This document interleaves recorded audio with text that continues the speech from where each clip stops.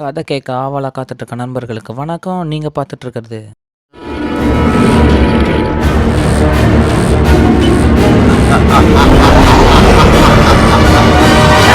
ஒரு கதை சொல்லவா? ஸோ போன சாப்டரில் எந்த தடையுமே கிடைக்காம இருந்தப்போ ஆஷ்லேவுடைய அம்மா சில்வியா ஜோன் சம்மந்தப்பட்ட ஒரு புக்கு கிடச்சிது. அந்த புக்கை ஆஷ்லே படிக்க ஆரம்பிச்சிருக்கா. அதுலேருந்து இன்னும் என்னென்ன திடுக்கிடும் தகவல்லாம் கிடைக்க போகுதுன்னு தெரியல. ஸோ மொத்தமாக பார்த்துருவோம். அந்த வகையில் இன்றைக்கி நம்ம பார்க்க போகிறது 2500 அந்தி மண்டலத்தில் ஒரு வாழ்க்கை அப்படின்ற புக்குடைய அத்தியாயம் 12, எதிர்பாராத திருப்பம். ஆஷ்லே அவளுடைய அம்மா சில்வியா ஜோன் சம்மந்தப்பட்ட புக்கை ஃபுல்லாக படித்து முடிக்கிறார்.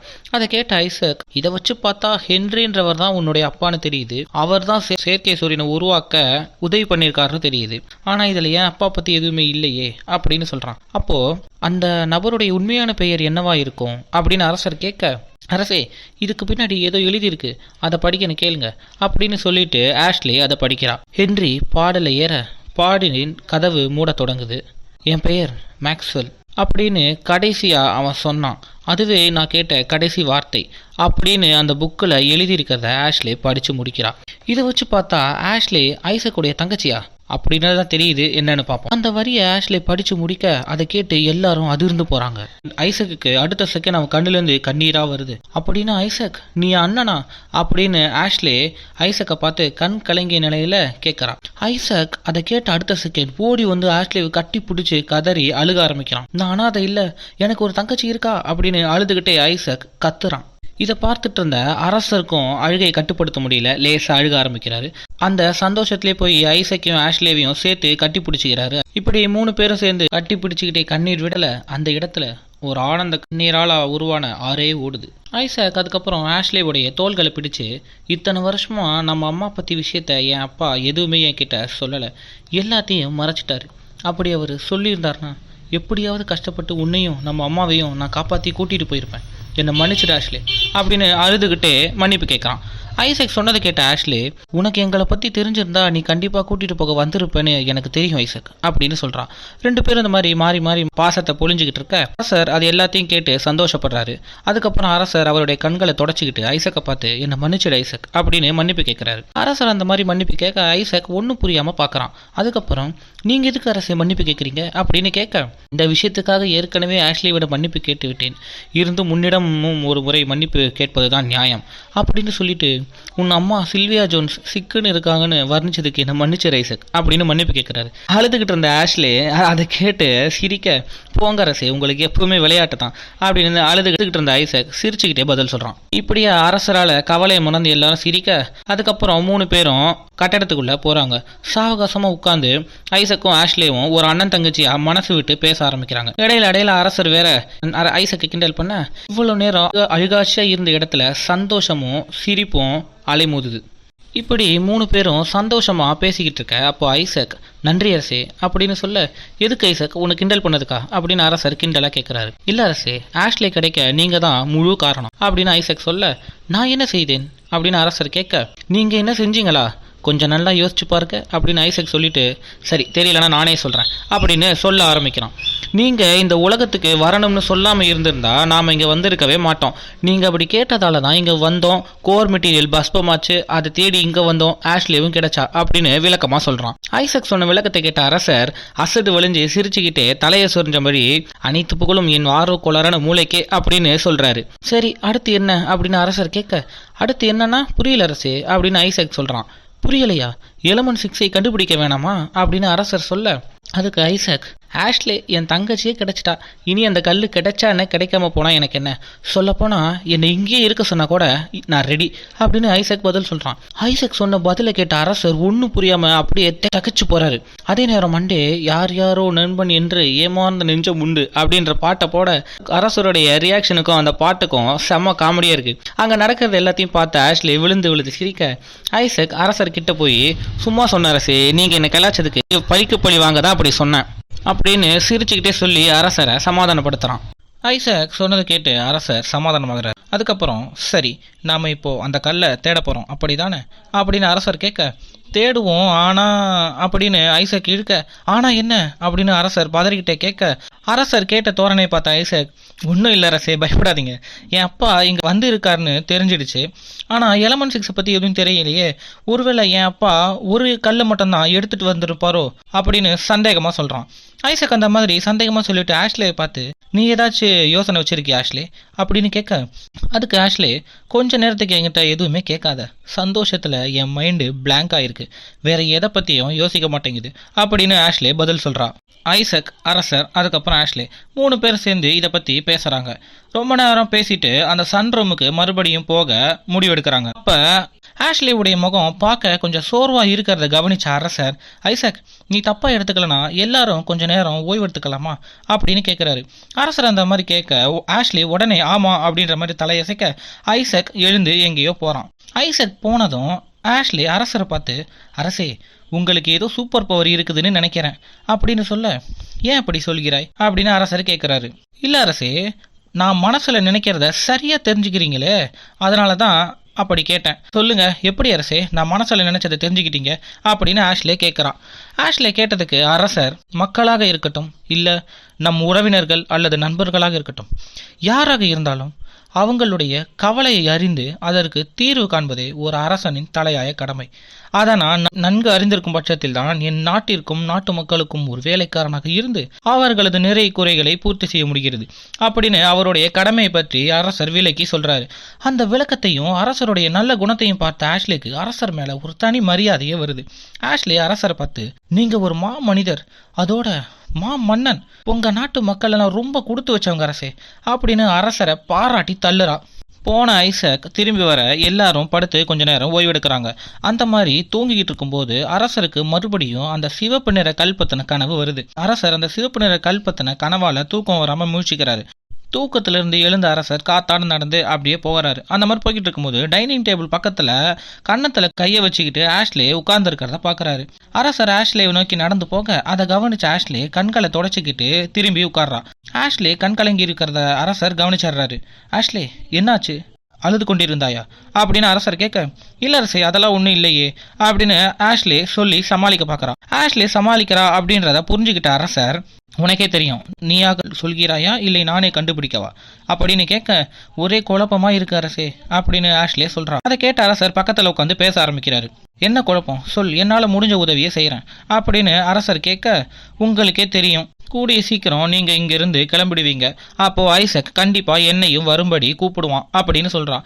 ஆஷ்லே அந்த மாதிரி சொல்ல அதுக்கு அரசர், ஆமா கண்டிப்பா கூப்பிடுவான், இதுல என்ன குழப்பம் அப்படின்னு கேட்கிறாரு. இத்தனை வருஷமா அம்மா நினைவுல அவங்க வாழ்ந்த இடத்துல இருந்துட்டு இப்போ வந்த திடீர் அண்ணனுக்காக போக போறியான்னு என் மூளை சொல்லுது.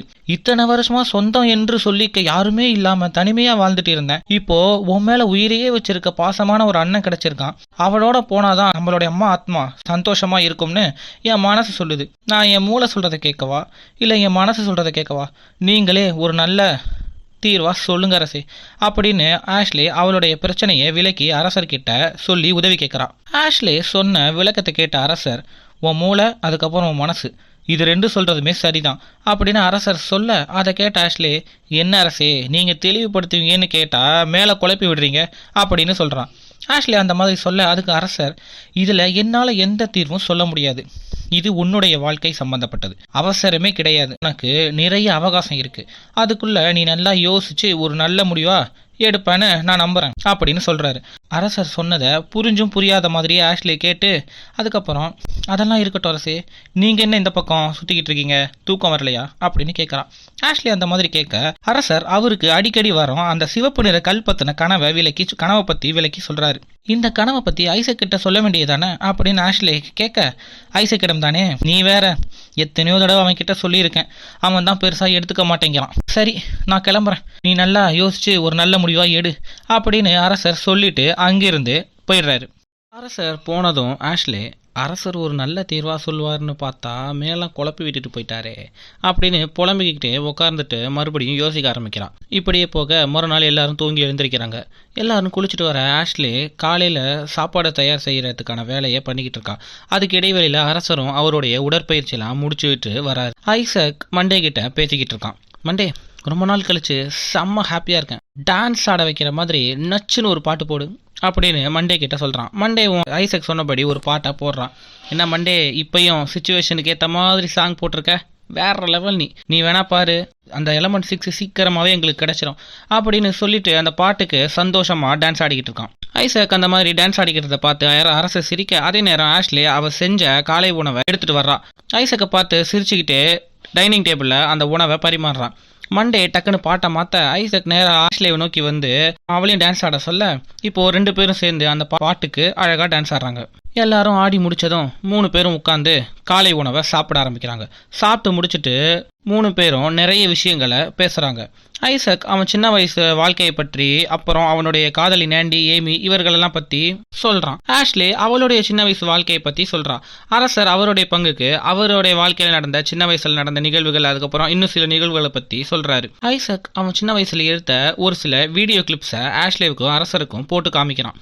ஐசக்குக்கு ஒரு தங்கச்சி இருந்தா அவன் சின்ன வயசுல எப்படியெல்லாம் விளையாடி இருப்பானோ அந்த மாதிரி இப்போ ஒரு குழந்தையா மாறி run and catch, hide and seek அந்த மாதிரியான விளையாட்டுகள் எல்லாம் விளையாட ஆசைப்படுறான். ஆஷ்லேவும் ஐசக்குடைய மனசை புரிஞ்சுக்கிட்டு அவளும் ஒரு குழந்தையா மாறி ஐசக்கோட சேர்ந்து விளையாட ஆரம்பிக்கிறான். இவங்க 2 பேரும் இந்த மாதிரி விளையாடிக்கிட்டு இருக்க இதையெல்லாம் பார்த்துட்டு இருந்த அரசர் இவங்க பக்கத்துல வர்றாரு. பக்கத்துல வந்த அரசர் கொஞ்சம் கூட எதிர்பார்க்காத வகையில அவங்க கிட்ட, என்ன சின்ன பிள்ளைத்தனமா நடந்துக்கிறீங்க, ஒழுங்கா என்ன விளையாட்டுல சேர்த்துக்கோங்க அப்படின்ற மாதிரி சொல்ல, அதை பார்த்த 2 பேரும் ஷாக் ஆயிடுறாங்க. அதுக்கப்புறம் 2 பேரும் ஒருத்தரை மாத்தி சிரிச்சுக்கிட்டு அரசரை சேர்த்துக்கிறோம் அப்படின்ற மாதிரி தலையசைக்க, இப்போ அரசரும் இவங்க கூட சேர்ந்து விளையாட ஆரம்பிக்கிறாரு. இப்ப 3 பேரும் சேர்ந்து விளையாட ஆரம்பிக்கிறாங்க. இப்படியே சந்தோஷமா அவங்களுடைய மனசுக்கு பிடிச்ச விஷயங்களை பண்றாங்க. சில மணி நேரம் கழிச்சு 3 பேரும் சகஜமா உட்கார்ந்து பேசிக்கிட்டு இருக்காங்க. சரி, அந்த எலமெண்ட் 6 இங்க இருக்கிறதுக்கான எந்த ஆதாரமும் கிடைக்கலையே, எப்படி அதை கண்டுபிடிக்க போறீங்க அப்படின்னு ஆஷ்லே கேட்க, ஆஷ்லே அந்த மாதிரி கேட்க அதுக்கு அரசரும் ஐசக்கும் எந்த பதிலும் சொல்லாம ஒருத்தர் முகத்தை ஒருத்தர் மாத்தி மாத்தி பாத்துக்கிறாங்க. இப்படியே முகத்தை பார்த்துக்கிட்டே இருந்தா இப்படி ஏதாவது பதில் சொல்லுங்க அப்படின்னு ஆஷ்லே மறுபடியும் கேட்க, அரசர் ரொம்ப நேரம் யோசிச்சுட்டு ஒருவேளை இப்படி இருக்குமோ அப்படின்னு சொல்ல, எப்படி இருக்குமோ அப்படின்னு ஐசக் ஆஷ்லே 2 பேரும் கோரஸா கேட்க, உங்க அப்பா அந்த செயற்கையான சூரியனுடைய எரிபொருள் பிரச்சனையை அவர்கிட்ட இருக்கிற பொருளை வச்சு தீர்வு கொண்டு வந்தாருன்னு ஆஷ்லேயாவுடைய அம்மா புத்தகத்துல படிச்சோம்ல, அந்த பொருளும் எலமெண்ட் 6 இருக்கக்கூடாது அப்படின்னு அரசர் அவருடைய மனசுல தோணுனதை சொல்றாரு. அரசர் சொன்னதை கேட்ட ஆஷ்லே, அரசருடைய கணிப்பு சரியா தவறா அப்படின்னு தெரிஞ்சுக்க அந்த செயற்கை சூரியனோட கோரை திறந்து பார்த்தா போச்சு அப்படின்னு ஆஷ்லே சொல்ல, ஆஷ்லே சொன்ன அடுத்த செகண்ட் 3 பேரும் சன் ரூமுக்கு போறாங்க. அரசர் கையோடு அவர் கொண்டு வந்த அந்த டூல் பாக்ஸையும் எடுத்துட்டு போறாரு. 3 பேரும் அந்த சன் ரூமுக்கு போறாங்க. போன உடனே ஆஷ்லே அந்த சன் ரூம்ல இருக்க ஒரு கிரேன் மாதிரியான ஒரு விஷயத்தை ஐசக் கிட்ட காமிக்கிறான். ஐசக் ஆஷ்லே காட்டிய அந்த கிரேனை யூஸ் பண்ணி அந்த செயற்கையான சூரியனை மெதுவா கீழே இறக்குறான். அதுக்கப்புறம் அரசர் கொண்டு வந்த டூல் பாக்ஸ்ல இருக்கிற டூல்ஸை வச்சு அந்த செயற்கை சூரியனுடைய கோரை டிஸ்மேண்டில் பண்ணி வெளியில எடுக்கிறான். 3 பேரும் அந்த செயற்கையான சூரியனுடைய கோரை பத்திரமா எடுத்துக்கிட்டு கமாண்ட் சென்டரை நோக்கி போறாங்க. ஐசக் அவன் கொண்டு வந்த அந்த சூரியனோட கோரை பக்கத்துல இருக்க ஒரு டேபிள் மேல வைக்கிறான். அரசரும் அவர் கொண்டு வந்த அந்த பெட்டியை அதே டேபிள் மேல வைக்கிறாரு. ஐசக் அந்த கோரை எப்படி கலட்டுறதுன்னு யோசிச்சுக்கிட்டே அந்த கோரையை சுத்தி சுத்தி வந்துகிட்டு இருக்கான். அப்போ திடீர்னு இவங்க இருக்கிற இடம் பயங்கரமா அதிர ஆரம்பிக்குது. அந்த அதிர்வுல அங்க இருக்கிற லைட் எல்லாம் அணைஞ்சு எரியுது. ஐசக் என்ன ஆச்சுன்னு தெரிஞ்சுக்க மண்டேவுடைய உதவியை நாடுறான். மூலமா இவங்களுக்கு ஒரு விஷயம் தெரிய வருது. இவங்க இருக்கிற இடத்துல இருந்து 500 கிலோமீட்டர் தள்ளி ஒரு விண்கல் தாக்குதல் நிகழ்ந்திருக்கு அப்படின்ற விஷயம் தெரிய வருது. அதிர்வுக்கும் அந்த விண்கல் தான் காரணம் அப்படின்னு தெரிஞ்சுக்கிறாங்க. 3 பேரும் இந்த மாதிரி இதை பத்தி பேசிட்டு இருக்க அதே நேரம் 750 கிலோமீட்டர் தொலைவுல இன்னொரு விண்கல் தாக்குதல் ஏற்படுது. அந்த தாக்குதலோட விளைவாக இவங்களுடைய இடம் பயங்கரமா அதிருது. அந்த பயங்கரமான அதிர்வுல அரசர் மேடையில வச்சிருந்த அந்த டூல் பாக்ஸ் கீழே விழுது. கீழே விழுந்த அந்த டூல் பாக்ஸ்ல இருந்து ஒரு ஹார்ட் டிஸ்க் வெளியில வந்து விழுது. இதோட நம்மளுடைய சாப்டர் 12 முடியுது. ஆஷ்லே ஐசக்குடைய தங்கச்சி அப்படின்ற ஒரு பெரிய ட்விஸ்ட் ரிவீல் ஆச்சு. ஸோ அதை அவங்க எப்படி அக்செப்ட் பண்ணாங்க, அதுக்கப்புறம் சிஸ்டர் அண்ட் பிரதர் பாண்ட் எப்படி வந்து ஃபார்ம் ஆச்சு, இவங்க எப்படி அதை வந்து அணுகுனாங்க, இதெல்லாம் பற்றி பார்த்தோம். இதுக்கிடையில் விண்கல் தாக்குதல் வேற ஏற்பட்டிருக்கு. அந்த விண்கல் தாக்குதலால் இவங்களுக்கு எதனா ப்ராப்ளம் வருமா, அரசர் கொண்டு வந்த டூல் பாக்ஸ்லேருந்து கீழே விழுந்த அந்த ஹார்ட் டிஸ்க்கு என்னது, அதில் என்ன இருக்குது, இந்த மாதிரியான விஷயங்கள் எல்லாம் அடுத்த சாப்டரில் பார்ப்போம். தெரிஞ்சுக்கிறதுக்கு காத்துருங்க. அது வரைக்கும் உங்களிடமிருந்து விடை பெறுங்க. ஒரு கதை சொல்லவா?